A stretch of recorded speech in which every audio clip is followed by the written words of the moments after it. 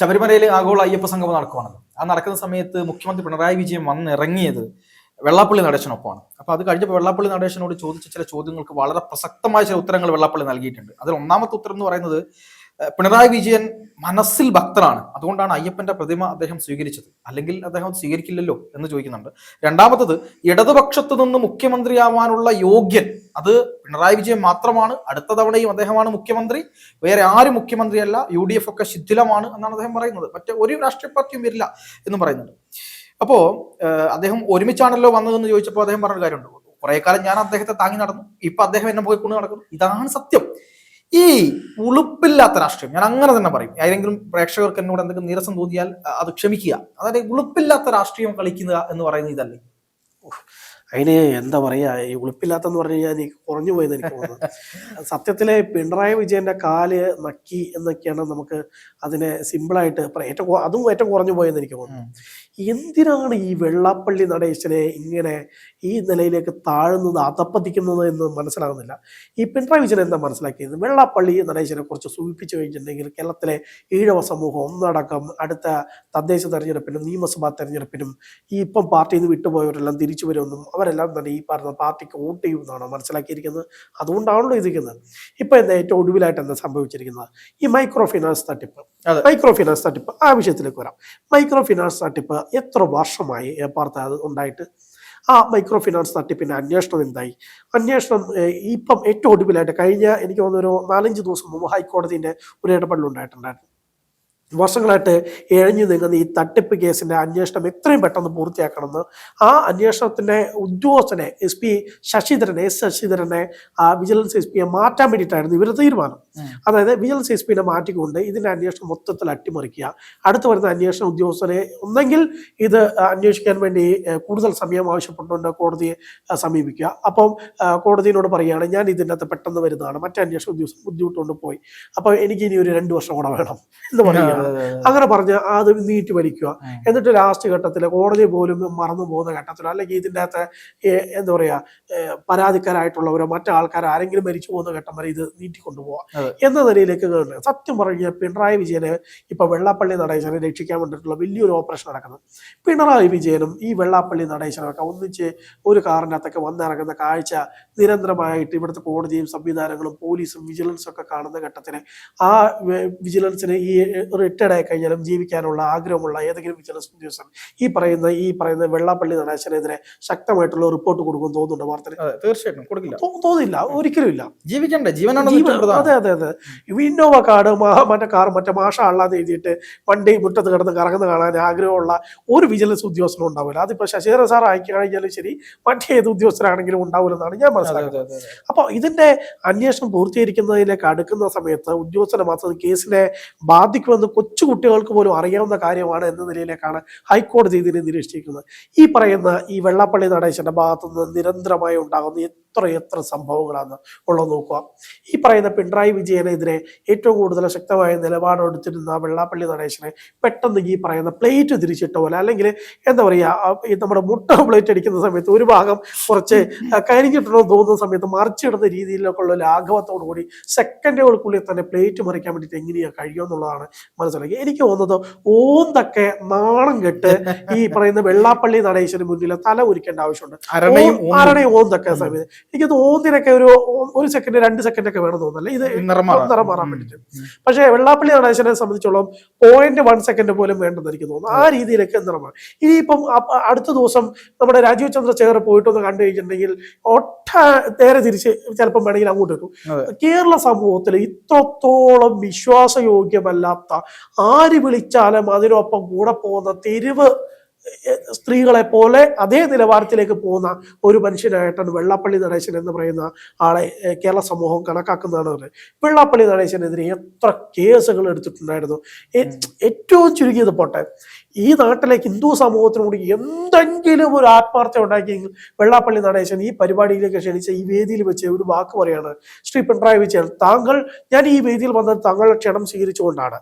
ഈ വേദിയിൽ വെച്ചുകൊണ്ട് ഞാൻ പറയുകയാണ്, ശബരിമല പ്രക്ഷോഭകാലത്ത് ഈഴവ സമൂഹത്തിന് ഉൾപ്പെടെ ശബരിമല വിശ്വാസികൾക്കെതിരെ എടുത്തിട്ടുള്ള കേസുകൾ താങ്കൾ പൂർണ്ണമായിട്ടും പിൻവലിക്കാൻ വേണ്ടി തയ്യാറാകണം ശ്രീ പിണറായി വിജയൻ എന്ന് പറഞ്ഞ് ഞാൻ കൺക്ലൂഡ് ചെയ്യുകയാണ് എന്ന് പറഞ്ഞൊരു വാക്ക് പറഞ്ഞ് പറഞ്ഞിരുന്നെങ്കിൽ ഇവിടുത്തെ ഈഴവ സമൂഹവും ഹൈന്ദവ സമൂഹവും അയ്യപ്പ വിശ്വാസികളും ആ വെള്ളാപ്പള്ളി നടേശനെ പിന്തുണച്ചേനെ. കൃത്യമായി അവിടെ പോയി ഈ കറക്റ്റ് കാല് നക്കുക എന്ന് പറയുന്നത് അക്ഷരാർത്ഥത്തിൽ നടക്കുന്ന നിലയിലേക്ക് ആയിരിക്കും. പോരാത്തതിന് ഒരു വാക്ക് പറഞ്ഞിടണേ, എനിക്കത് നേരത്തെ പറഞ്ഞ വാക്ക് തന്നെ.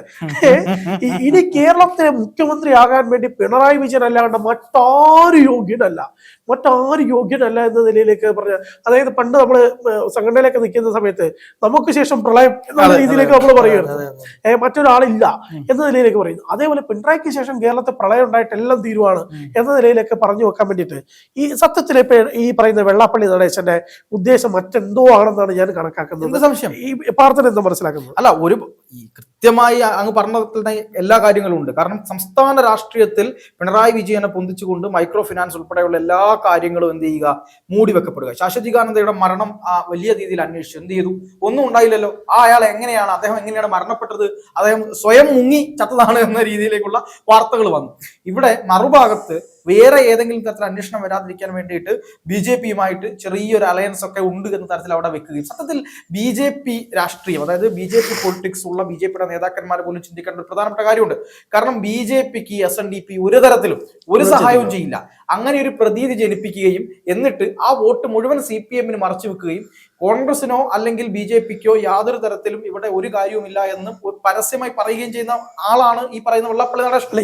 ഞാൻ ഒരു തരത്തിൽ ഇതല്ലെങ്കിൽ മറ്റൊരു തരത്തിൽ ഞാൻ വെള്ളാപ്പള്ളിയെ കൃത്യമായിട്ട് അംഗീകരിക്കുന്ന ഒരു കാര്യമുണ്ട് വാർത്ത, അത് പറയാതെ പോകാൻ പറ്റില്ല.